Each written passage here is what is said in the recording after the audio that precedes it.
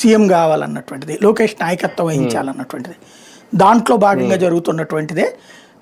ఈ మీటింగ్స్ కొన్ని అయిన తర్వాత ఇంకా ఒక దాన్ని ఏమంటారు శిఖరాగ్ర సమావేశం జరగాలి, వీళ్ళది డెసిషన్ తీసుకోవాలి. ఎందుకంటే ఒకటి అయితే ఇప్పుడే తీసుకోవాలి, లేకపోతే ఇబ్బంది అవుతుంది.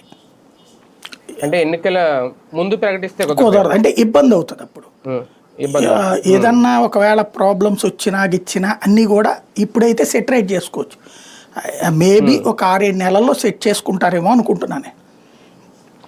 అక్కడ కేటీఆర్ విషయంలో లేకపోతే రాహుల్ గాంధీ విషయంలో జరిగిన పొరపాటు ఇక్కడ జరగకూడదని కోరుకున్నారు. శశికళ విషయంలో శశికళ ఆవిడ బతికుండగానే అప్పుడేదో ఫింగర్ ప్రింట్లు వేసే పరిస్థితిలో ఉన్నప్పుడే సంతకం పెట్టేసేసి శశికళ సీఎం అని గనక జయలలితతో చెప్పిచ్చేసి ఉంటే శశికళకు వచ్చి ఉండేది.